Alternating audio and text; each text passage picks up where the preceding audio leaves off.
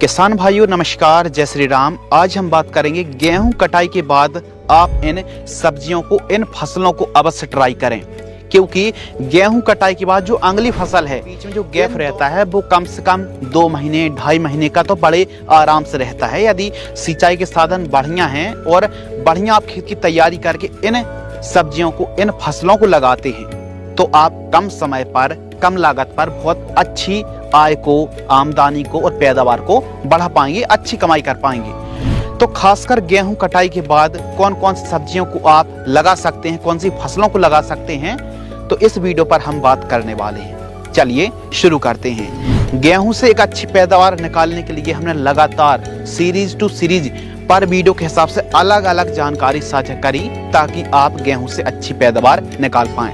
लेकिन गेहूं कटाई के बाद अब गेहूं की कटाई हो गई, अब जो गेहूं की पराली रहती है इसको आग ना लगा करके लगभग 15 से 20 किलोग्राम यूरिया को फेंक करके रोटावेटर चला दीजिए और हल्की सिंचाई करके बढ़िया जो पराली है वो कंपोस्ट हो जाएगी, अच्छे से मिक्स हो जाएगी और एकदम गल टाइप की जाएगी। मिट्टी को अच्छी भुरभुरी करा लीजिए उसके बाद, ताकि अच्छी पैदावार मिले और बढ़िया तरीके से तैयार भी फसल हो जाए, ज्यादा मशक्कत ना करना पड़े।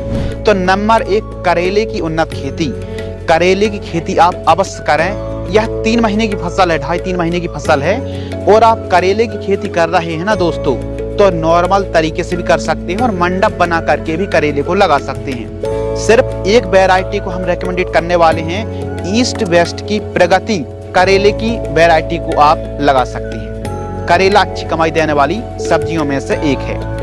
नंबर 2, मूंग की उन्नत खेती। यदि आपकी गेहूं की कटाई समय में हो गई है तो फिर ज्यादा लेट ना करें और जल्दी से खेत की तैयारी करके बढ़िया फार्म की प्रिपरेशन करके 2 ट्रॉली खाद पूरे में बिखेर करके आप मूंग को लगा सकते हैं। मूंग एक ऐसी फसल है जो 60 से 70 दिन में तैयार हो जाती है, ज्यादा देखभाल नहीं करनी पड़ती, बुआई कर दो, सही समय पर दवाइयाँ और सिंचाई करते रहो, मूंग आ जाती है। मूंग की वैरायटी, बेस्ट वैरायटी बंसी गोल्ड या फिर शिखा मूंग की वैरायटी को आप, इसके साथ ही भिंडी को आप लगा सकते हैं। यदि बढ़िया खेत के चारों साइड फेंसिंग है और ज्यादा नीलगाय, जंगली जानवर परेशान नहीं करते हैं तो फिर आप भिंडी को लगा सकते हैं। भिंडी पर भी एक वैरायटी रेकमेंडेड करेंगे जिसका नाम है राधिका वैरायटी। गेहूं की कटाई के बाद भिंडी को आप लगा दीजिए। पौधे से पौधे की दूरी 2 फीट और लाइन से लाइन की दूरी 3.5 फीट रखिए। 1 एकड़ में 1.5 किलोग्राम से लेकर के 2 किलोग्राम सीड्स की रिक्वायरमेंट पड़ेगी। तो भिंडी भी आने वाले समय पर रेट अच्छा मिलेगा और कमाई भी काफी अच्छी आप कर पाएंगे। अगली जो वेजिटेबल है वो है बरबट्टी की उन्नत खेती।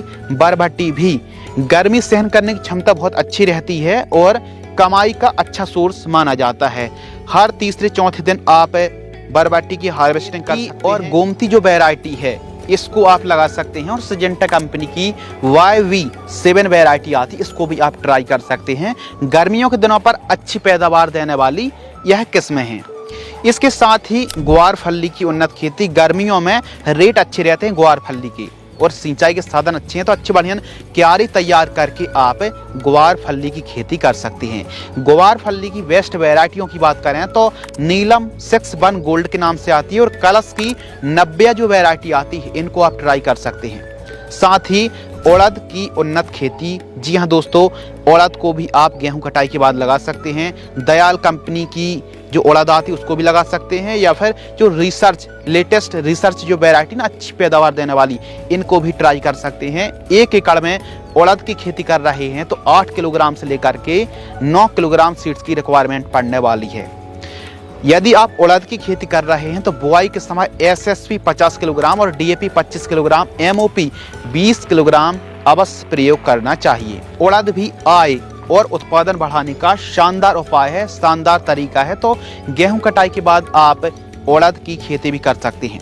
जितना जल्दी हो सके गेहूं यदि समय में कटाई हो गई है तो फिर आप उड़द की बुआई भी कर सकते हैं। फूल गोभी की उन्नत खेती।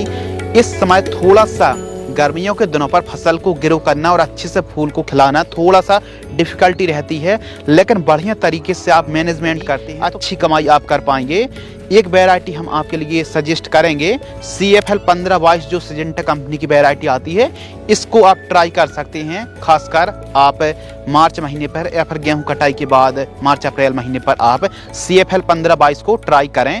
फूल गोभी की आने वाले समय पर रेट बहुत शानदार मिलने वाले हैं। धनिया की उन्नत खेती, जहां एक तरफ सर्दियों की जो धनिया है ना, इस समय गेहूं कटाई के बाद तक एकदम एंडिंग में होती है, लेकिन यकीन मानिए इस समय गेहूं कटाई के बाद यदि आप धनिया को लगाते हैं तो रेट अच्छे मिलेंगे। कम से कम 50 रुपये, 60 रुपये, 100 तक रेट वाले आराम से मिल जाते हैं। यानी अपनी उम्मीद के हिसाब से, होप के हिसाब से रेट ज़्यादा ही मिलने वाले हैं। इंडो अमेरिकन की इंडम मल्टी कट के नाम से वैरायटी आती है 30+ या फिर RK वैरायटी को आप लगा सकते हैं। रॉयल ब्लीच की RK वैरायटी को लगा सकते हैं। 1 एकड़ में 6 किलोग्राम से लेकर के 7 किलोग्राम सीड्स की रिक्वायरमेंट पड़ने वाली है। अब गर्मियों के दिनों पर धनिया में पीलापन की समस्या क्रिएट होती है, तो फिर ऑयल वेस्ट आप जो टॉनिक आती है ना, जैसे रेपिग्रो आती है या फिर ईसाबियोन, इनका स्प्रे कर सकते हैं एक अच्छे से हरियाली के लिए। साथ ही बैगन की खेती आप कर सकते हैं दोस्तों। बैगन भी गर्मियों के दिनों पर अच्छी कमाई और लंबे समय तक यह फसल चलती है, तो बैगन को भी आप गेहूं कटाई के बाद अवश्य ट्राई करें। बढ़िया क्यारियां बना करके बैगन को लगाएं। VNR की उत्कल बैगन की वैरायटी को आप लगा सकते हैं, तो यह अच्छा और सबसे उत्तम पैदावार देने वाली किस्मों में से एक है। तरककड़ी को भी आप जरूर लगाएं गेहूं कटाई के बाद, क्योंकि यह जो सब्जियां हैं, फसलें हैं, यह जल्दी तैयार हो जाती हैं, लागत कम है और गर्मियों के दिनों पर दिक्कत नहीं जाती है। तो तरककड़ी या फिर खीरा को आप अवश्य दोस्तों लगा सकते हैं। बाकी तरककड़ी की जो बेस्ट वैरायटी है ना, वो अपने एरिया के हिसाब से चुनाव करना पड़ेगा। ऐसी बहुत ज़्यादा खास कंपनी की वैरायटी आती नहीं है, या फिर आपके हिसाब से तरककड़ी की बेस्ट वैरायटी यदि हैं अच्छी पैदावार देने वाली, तो कमेंट्स जरूर करें ताकि अन्य किसानों की भी मदद हो सके। इस वीडियो में किसी भी कंपनी का प्रचार प्रसार करना हमारा उद्देश्य बिल्कुल भी नहीं था। जो अलग अलग सब्जी फसलों की बेस्ट वैरायटी है उनका हमने समावेश किया।